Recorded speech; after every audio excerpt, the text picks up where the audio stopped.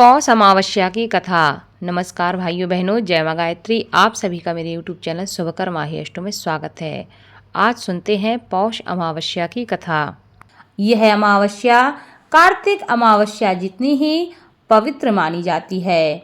इस अमावस्या का विशेष महत्व शास्त्रों में बताया गया है। माना जाता है कि जो भी व्यक्ति इस कथा को सुनता है या दूसरों को सुनाता है, उस पर ईश्वर की विशेष कृपा रहती है। अमावस्या के दिन मनुष्य को दान अवश्य करना चाहिए, क्योंकि अमावस्या पर दान स्नान का विशेष महत्व होता है। पौराणिक कथा के अनुसार एक नगर में गरीब ब्राह्मण का परिवार रहता था। उस परिवार में पति, पत्नी और उसकी एक पुत्री थी। समय गुजरने के साथ साथ पुत्री धीरे धीरे बड़ी होने लगी। वह कन्या सुंदर, संस्कारवान और गुणवान थी, लेकिन गरीब होने की वजह से उसकी शादी नहीं हो पा रही थी। एक दिन उस ब्राह्मण के घर एक साधु महाराज आए। कन्या ने साधु की खूब सेवा की। साधु उस कन्या के सेवा भाव से इतने प्रसन्न हो गए कि उस कन्या को उन्होंने लंबी आयु का आशीर्वाद दे दिया, लेकिन साथ में यह भी कहा कि इस कन्या के हाथ में विवाह की रेखा ही नहीं है, तो इसका विवाह कैसे हो सकता है। तब ब्राह्मण दंपत्ति ने साधु से इसका उपाय पूछा। साधु महाराज ने कुछ देर सोचने के बाद अपनी अंतर्दृष्टि में ध्यान करके बताया कि यहाँ से कुछ ही दूरी पर एक गांव में सोना नाम की धोबिन महिला अपने बेटे और बहू के साथ रहती है, जो संस्कार संपन्न तथा पतिपरायण स्त्री है।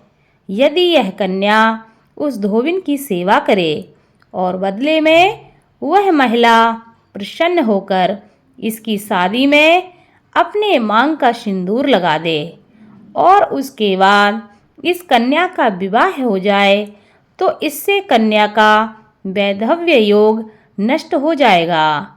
साधु ने ये भी बताया कि यह महिला कहीं भी आती जाती नहीं है। यह सुनकर वह ब्राह्मणी ने अपनी बेटी से धोबिन की सेवा करने के लिए कहा। अगले दिन से ही वह कन्या प्रातःकाल उठकर सोना धोबिन के घर पहुंचती है और वहां जाकर उसके घर की साफ सफाई और अन्य सारे कार्य करके अपने घर वापस लौटकर आ जाती है। एक दिन सोना धोबिन ने अपनी बहू से पूछा कि तुम तो सुबह से ही सारे काम कर लेती हो और मुझे पता भी नहीं चलता। बहू ने कहा, माँ जी, मैंने सोचा कि आप ही सुबह उठकर सारे काम कर रही हो, क्योंकि मैं तो देर से उठती हूँ। यह सब जानकर दोनों सास बहू अपने घर की निगरानी करने लगी कि आखिर कौन है जो सुबह घर आकर सारा काम करके चला जाता है और हमको पता भी नहीं चलता। कई दिनों के बाद धोबिन ने देखा कि उनके घर में एक कन्या मुंह ढके हुए अंधेरे में आती है और सारे काम करने के बाद उनके घर से चली जाती है। जब वह कन्या जाने लगी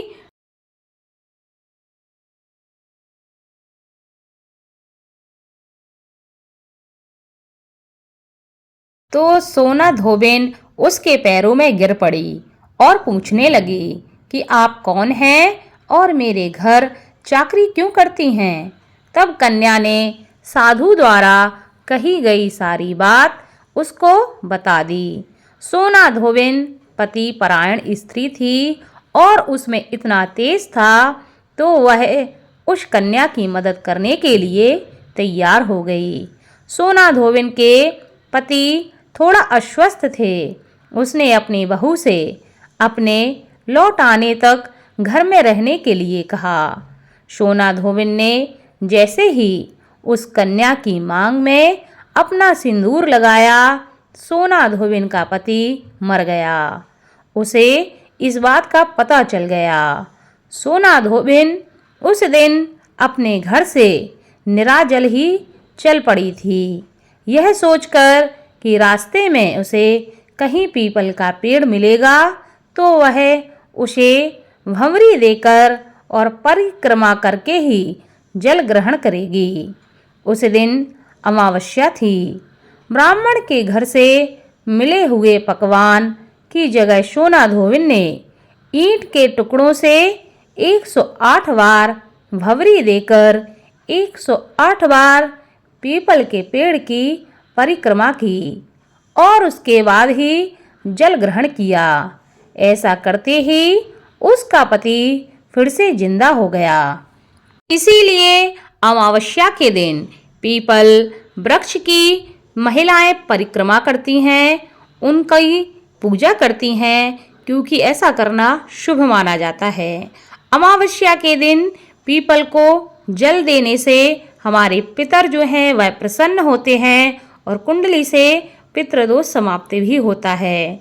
शाम के समय अमावस्या के दिन पीपल के वृक्ष में तेल का दीपक अवश्य रखना चाहिए और उसकी लौ दक्षिण की दिशा की ओर होनी चाहिए।